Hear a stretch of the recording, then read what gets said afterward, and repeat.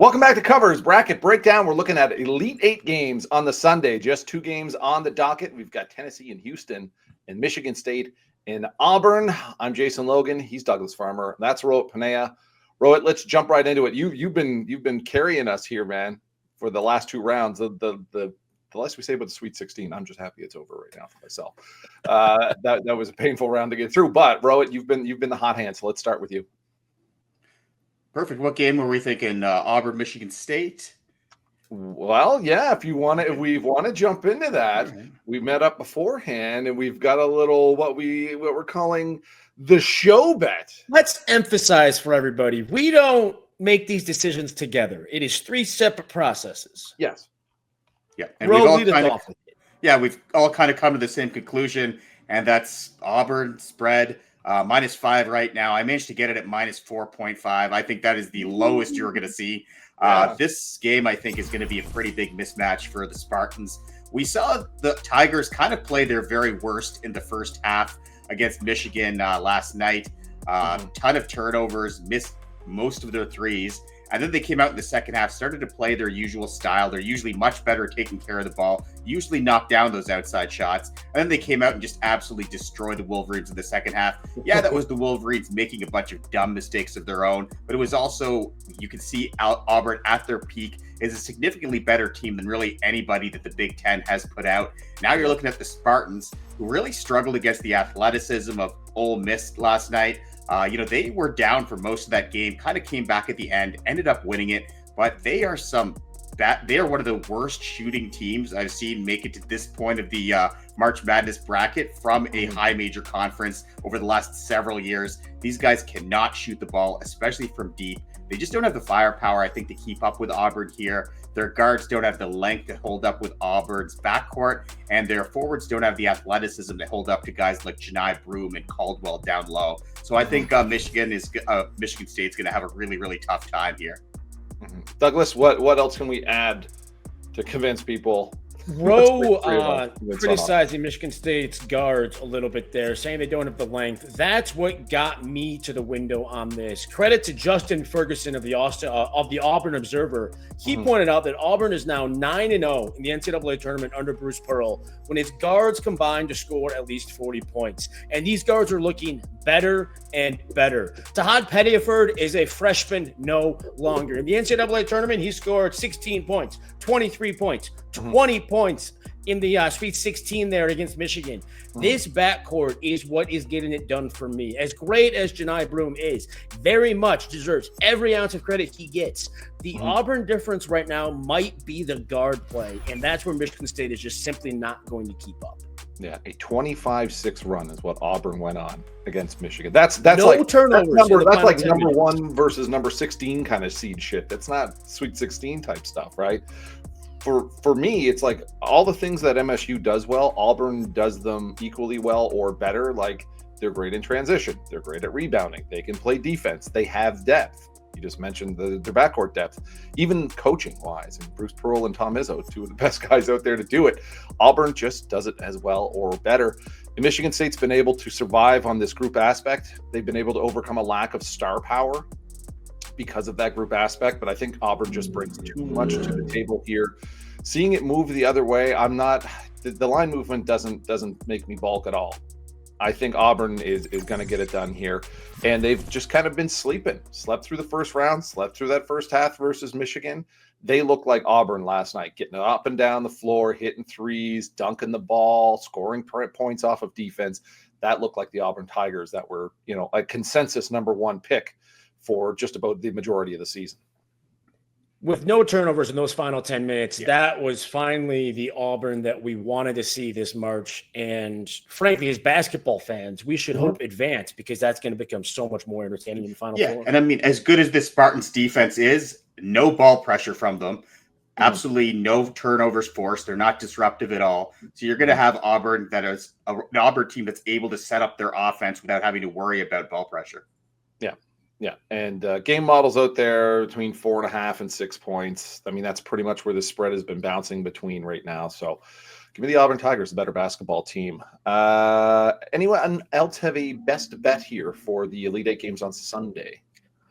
If I was not so dedicated to my craft, I would simply ask our crack video crew, led by producer Mick and editor Chris, to take my Sweet 16 segment and just chop it up a little bit, put it here. We're wearing the same shirts. My hair probably looked better earlier in the week. I changed my shirt. This is a different one. Proud of you for doing laundry. My goal is to continue to bet the Houston opponent team total under and continue to cash it. Give me the Tennessee team total under 60.5. Currently juiced to neg 120 at bet 365. The last 5 postseason games for Houston, so I'm ignoring that Big 12 tournament first rounder against Colorado. They were favored by like 17. Their last 3 games in the regular season when they were favored by no more than 3 buckets. Combine those 8 games, 7 opponents have fallen short of their team totals now. The only exception was Gonzaga dialing up the pace out of desperation late. Yeah, Purdue got to 55 points with more than 4 minutes left. And then what happened? Purdue finished with 60 under the team total of 61.5. Reminiscent of the Big 12 title game against Arizona when the Wildcats got to 62 points with 5:32 remaining, a team total of 64.5, and scored 2 more points. Houston might have that intensity in this entire game. It's the Elite 8. It will certainly play that slowly. One of the 5 slowest teams in the country, now playing another bottom 20 team in total pace. It's not going to be the first team to 60 that wins this game. It's going to be the first team to 50. Yeah, this isn't Duke, Alabama. Let's just say They're the same story. The anti-Duke, Alabama game. Rohit, any other best bets for you, or should we jump into the player prop markets? Yeah, let's get into the player prop markets. I do have a play on that game. We could discuss it if you want now. We could discuss it later. I'm taking the opposite side. Let's get into it. Let's get into it because you do have a prop on the or a play on this game. Yeah, and there was getting a little heated before the boys turned the camera on. So let's keep the fires burning. Well, yeah, I'm surprised. I'm surprised. Doug has been all year at the top of his bracket. He's been preaching it all year. Let him know what's up. Yeah, I think Tennessee has a pretty good chance at winning this. I think this is going to be absolutely a rock fight. I think it's just going to come down to a few baskets here and there. It's going to be close to a coin flip. And I think that the Vols have the better shot makers. Having Chaz Lanier there, I think, is a big advantage for them. You look man for man across both teams, and I think the Vols stack up really, really well against them. You've got Uzan and Cryer, but they've got Ziegler and Lanier. You look at Tugler and Francis; those guys are phenomenal defenders down low. But Milicic and Okpara are pretty good players as well, a little bit bigger also. So I think that Houston and Tennessee are going to be in for a really, really tough one here. I think the Vols are going to keep it close. They're battle hardened in the SEC. I think this is the sort of matchup where they know how to go in. They know how to play from behind. They know how to get ahead. They know how to grind out wins. And Houston is the exact same way, but I think this line should just be a little bit tighter. I grabbed them on the spread earlier, but now that it's down to +3 for the Vols, I'm just going to take them on the money line, +135 right now. Ooh, I didn't want any smoke on this one, so I stayed away from this game. I will say game models call for a really close one. Majority of them do give the nod to Houston, but we're talking like 1-2 point game. There was one projection that I was able to run this morning, and it said Tennessee by 1 point, or by 2 points, actually. Douglas, your rebuttal? You're going against a 16-game winning streak. You're going against a team that has not lost in regulation since the second game of the season. Houston, they've lost in overtime 3 times. Texas Tech, Alabama, San Diego State. Good teams. Their one regulation loss this year is to Auburn, who you just heard us praise so vehemently and universally praise Auburn. That's the only team that has truly gotten the better of Houston this year. You're going to tell me that Tennessee can – bro, you're betting on Rick Barnes. I knew it was coming. I was surprised that you didn't mention the Barnes-Sampson thing earlier, to be honest with you, but you were holding that in your back pocket for now, right? I just – the best 3-point shooting team in the country playing at a venue that has historically had good shooting performances in Indianapolis. I don't understand your logic. I am going to insult you with how dismissive I am of it. Get your Tennessee nonsense out of here. Houston is going to win this game. Tennessee's not going to score 60 points. I'm going to win my bet and look smart doing it. Bulls have the third best 3-point defense in the country. But the SEC can't shoot. Yeah, but that 3-point defense is held up against Florida. It's held up against Bama. It's held up against teams that can shoot in the SEC. I'm not talking about them holding LSU in check or stopping Texas A&M. The Vols have been able to hold some pretty good teams and keep them in check on the perimeter. And Houston's not getting anything done inside. They couldn't do that against Purdue. They're not scoring inside against Tennessee. All right. So as this one plays out tomorrow, you definitely want to be following Douglas and Rohit on Twitter because it's going to be just back and forth, pick and pick and pick. I will be, which I assume this game is going to be back and forth. It's going to be good. What's going on tomorrow? I'll be very humble until the final buzzer, and then I'll just make sure Ro has to eat his crow. All right. Okay, let's get into the play. We'll calm it down a little bit. It's getting a little heated here. Let's. Doug's like, no, turn it up. Let's go player prop markets. Douglas, player props. Yeah, I'm going to doubt Tennessee center Egor Milicic. You want me to cool it down? No, we're just going to go doubt Tennessee to score. Egor Milicic's points prop is at 7.5. Juice to neg 130 at Bet365. I realize taking the under on a points prop as low as 7.5 might seem boring, but there's still value in it. The key to Houston's defense is keeping the ball from entering inside, be it by pass or by drive. That's going to keep Egor Milicic from touching the ball at all. He's an efficient scorer when he has the ball, but if he's not getting the ball, he's not going to score. And you can't rely on rebounds to score against Houston. It's one of the best rebounding teams in the country. Not to mention, Milicic has fallen short of this meager prop in 4 of his last 5 games. His high water mark of late was scoring 8 points against Kentucky on Friday night. I'll take that under 7.5. As boring as it might seem, making money's never boring. Yeah. And it all sets up. You get a great defense, 2 slow paces. It's unders for 7.5 for a reason. Let's just say that. I'm going to go with the players a little more exciting. And I did bet Auburn to cover against MSU, but I am going with Jase Richardson over 15.5 points, minus 115 here. If MSU is going to hang with Auburn in any way, Richardson is the closest thing they have to a game-breaking talent. Coming off a 20-point effort against Ole Miss in which he just carried MSU to the finish line, 4 for 6 from deep. They were horrible from beyond the arc. He was the only one that made shots. But he also got to the foul line 4 of 6 times, and he's been drawing a lot of contact in this back end of the season, getting to the stripe and scoring points. His emergence towards the back end of Big Ten play in the postseason, he's been a lot more aggressive. He's picking up 7 free throws made per 40 minutes. Over the past 10 games, he's averaging 16.6 points per game in that span. And his scoring totals pretty much on point here. They've ranged from 14.5 to 16.5. He's gone over his scoring total in 7 of his last 10 games. Now, the Tigers, they don't have many weaknesses, but they do foul a whole lot. 305 in the country in terms of fouls called. 19 whistles against Michigan. Michigan went on, scored 18 of 24 from the free throw line.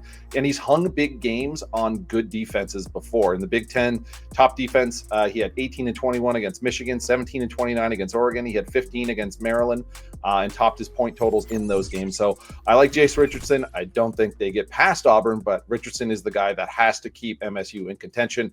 I like him for 16 or more, minus 115 at Bet365. Rohit Pannaiya. All right, I'll go back and forth with Doug for right now, and then I'll get back to this Auburn game. I've got the under 2.5 3-pointers made for Emanuel Sharp. He's gone below this number in all 3 games this tournament, 8 of his last 11 games overall. You look at the games during that span where he went over this number, it was BYU, Arizona, Colorado, teams that can't defend the 3. Bulls are 3rd in the country in opponent 3-point percentage. As I pointed out already, these guys are really, really tough on defense. And of course, they also play at a slow pace. So there's going to be a really, really slow tempo in this game. So give me the under 2.5 threes for Sharp. That's minus 130.